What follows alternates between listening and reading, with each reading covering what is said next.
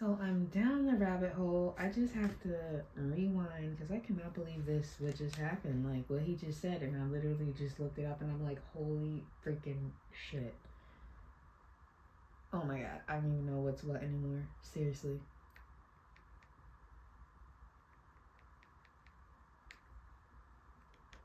Mandela Effect because millions of people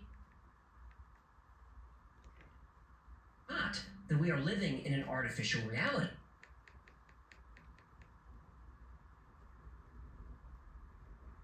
Galaxies and planets and ice cream and K-pop. Yeah,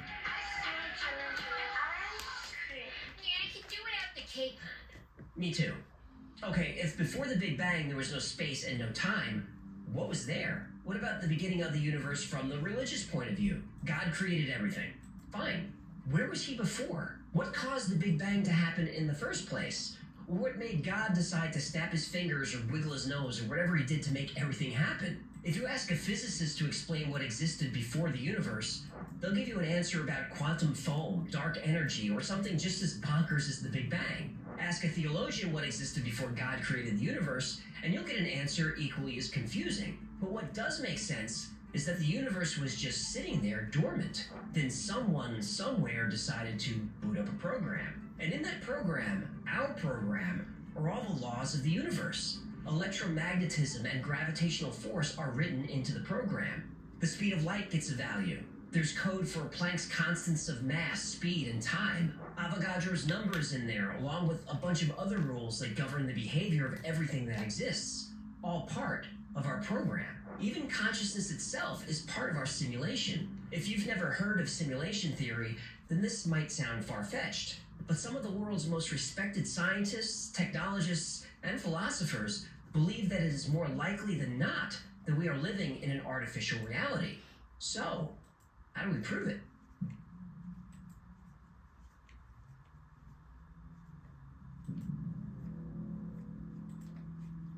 If we live in an artificial reality, it would make sense for there to be occasional glitches. Philip K. Dick is one of the most influential science fiction writers of all time. Movies based on his books include Blade Runner, Total Recall, Minority Report, The Adjustment Bureau, and plenty of others. He believed there are many universes, and sometimes those other realities bleed into ours. He claimed to have visions of this, and even wrote stories like The Man in the High Castle based on these visions.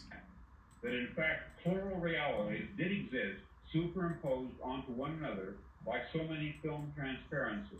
One way other realities blend into ours could be the Mandela Effect. The Mandela Effect is when a large number of people have memories of events that don't match reality. This is called the Mandela Effect because millions of people specifically remember Nelson Mandela died in prison. He didn't. People remember his wife walking beside his casket in a funeral procession that was on television for 2 hours that day. This never happened. Or the Berenstain Bears, which people insist were always called the Berenstein Bears. People remember the tycoon from Monopoly having a monocle that he never had. What was Darth Vader famous for saying? Luke, I am your father. Nope, he never said that. What? What about Stouffer's stovetop stuffing? Best part of Thanksgiving. No, it isn't, because there's no such product. Stovetop is made by Kraft. No. The evil queen from Snow White who looked into her mirror and said, Mirror, mirror on the wall. nope. Magic mirror on the wall. Who is the fairest one of all? My reality is shattered. People remember Febreze being spelled with 2 E's. People remember Jiffy peanut butter, but there's no such thing. And there are a lot more. A lot more. Personally, I don't have most of these false memories, but there are a few that get me. The Flintstones. There are 2 T's in the Flintstones. I remember just one. And what about the Fruit of the Loom logo? I could swear it looks like this. But it doesn't. This is the actual logo. No cornucopia. Corny, what now? Basket. Didn't you say basket for crying out loud? And at the end of Moonraker, a terrible but excellent James Bond movie, I remember Jaws' girlfriend as having braces. I mean, I specifically remember it. She didn't have braces.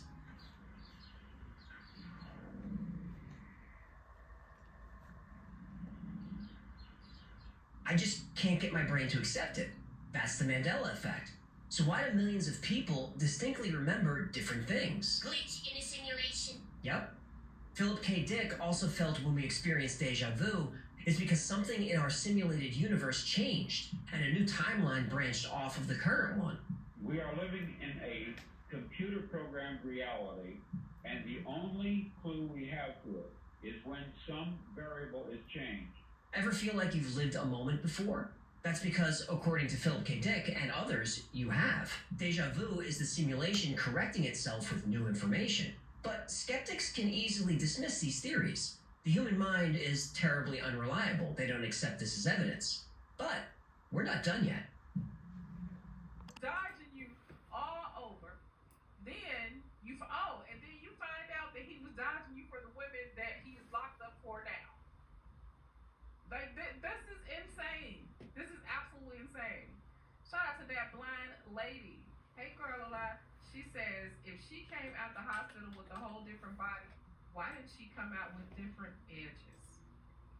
Now listen, this super chat was sent by the blind lady. Now, if the blind lady, baby, you're not blind. The edges aren't there. The edges aren't there. If the blind lady can tell that you don't have no edges, this is really bad. This is really bad.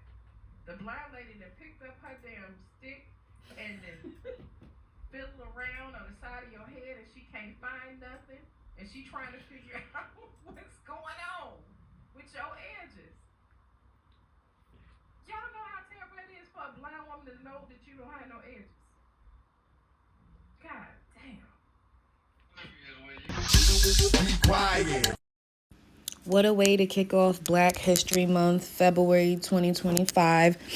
I've been kind of silent, but it was my girl's birthday and we was out in the city. It was a cute little bash. I had on the women's original Adidas Samba leopard.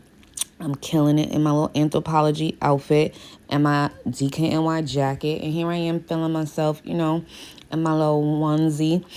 Then I had some stuff I had to take care of. I made some laces, making some accessories all the time, every single day.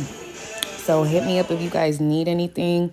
Let's collab. Let's work together. I make laces. I do all types of shit. But as you can see, I make little rings and things out of beads and just cheap little things that are like accessible. You don't have to be a freaking millionaire to be cute. And that's something that I live by, and I'm trying to bring that back. So you guys tune in, check me out, see my little video, and here I am doing my little bee dance. I've always liked bee. So like and subscribe. Hopefully everything works out. Thank you.